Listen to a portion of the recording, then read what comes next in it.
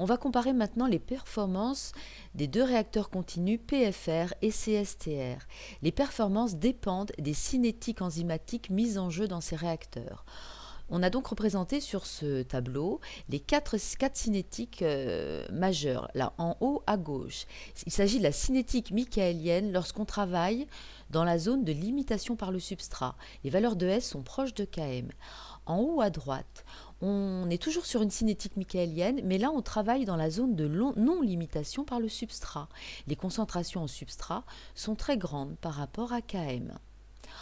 En bas à gauche, il s'agit d'une cinétique enzymatique avec inhibition par le substrat. On voit bien que la vitesse de réaction décroît lorsque la concentration en substrat augmente. En bas à droite, il s'agit d'une cinétique enzymatique avec inhibition par le produit. Quand le produit augmente, la vitesse de réaction diminue.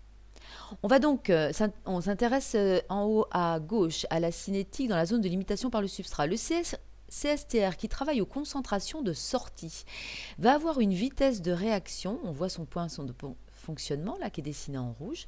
La vitesse de réaction du CSTR est effectivement inférieure à celle du PFR, puisqu'on voit bien que le PFR fonctionne entre S entrée et S sortie, et donc les concentrations les vitesses de réaction dans le PFR sont supérieures à celles du CSTR. Le PFR sera donc plus performant puisque les enzymes y agissent plus vite.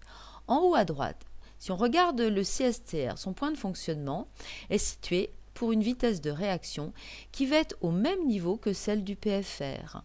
On est dans une zone de non-limitation par le substrat, les vitesses sont égales. Donc ces deux réacteurs seront équivalents en performance. Si on va maintenant en bas à gauche, le CSTR fonctionne à une concentration de substrat qui lui permet de ne pas avoir d'inhibition par le substrat, comme là où il est positionné, eh bien la vitesse de réaction du CSTR sera supérieure à celle du PFR qui lui est inhibé par le substrat. Le CSTR est donc plus performant. En bas à droite, le CSTR qui travaille aux concentrations de sortie travaillera avec une forte concentration en produit.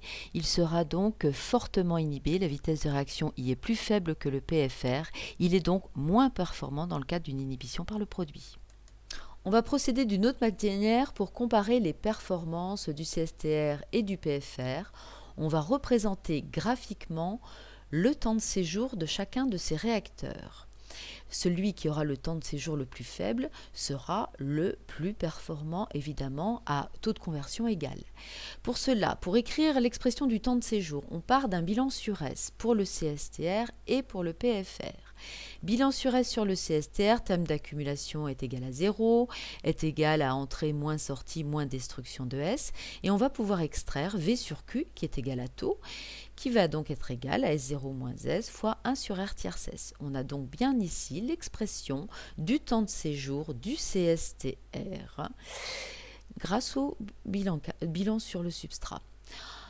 On fait la même chose pour le plug flow réacteur. Là, on fait le bilan sur l'élément de volume V' qui est fermé. Donc, une fois les simplifications faites, on se retrouve avec ds sur dt qui est égal à moins sur R tierce S. On intègre entre 0 et taux le temps. Et du coup, on va obtenir l'expression du temps de séjour qui est l'intégrale de moins ds sur R tierce S. C'est bien l'expression du temps de séjour de réacteur piston. Eh bien, ces temps de séjour, on va pouvoir les représenter graphiquement maintenant. On va considérer le cas où on a une cinétique michaélienne. Donc, je représente ici R tierce S, la cinétique michaélienne, en fonction de S. C'est bien ici une cinétique michaélienne. Comme on l'a vu pour l'expression des temps de séjour, c'est 1 sur R tierce S qui nous est utile.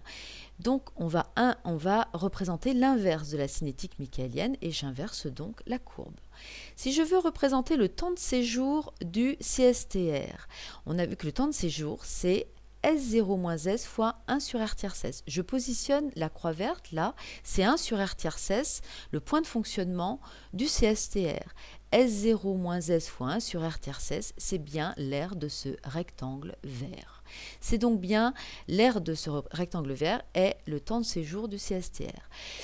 Pour le temps de séjour du piston, c'est l'intégrale de la fonction 1 sur R tierce S. C'est donc bien l'aire sous la courbe 1 sur R tiers S en fonction de S. Donc ça, c'est la représentation du temps de séjour du piston. On voit que le temps de séjour du piston est plus faible que le temps de séjour du CSTR à taux de conversion égal, puisqu'ils sont positionnés sur le même S0-S. La productivité du CSTR sera donc supérieure à celle du piston, puisque le temps de séjour est plus faible. Donc ça, c'est valable dans la zone de limitation substrat. On retrouve le résultat qu'on avait obtenu. En zone de limitation par le substrat, le piston est plus performant.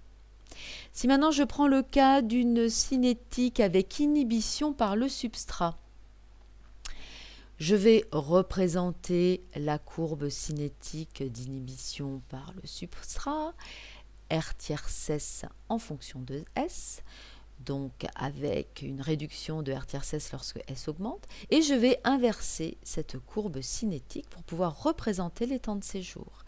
Donc 1 sur R tiers S en fonction de S, je vais inverser la courbe.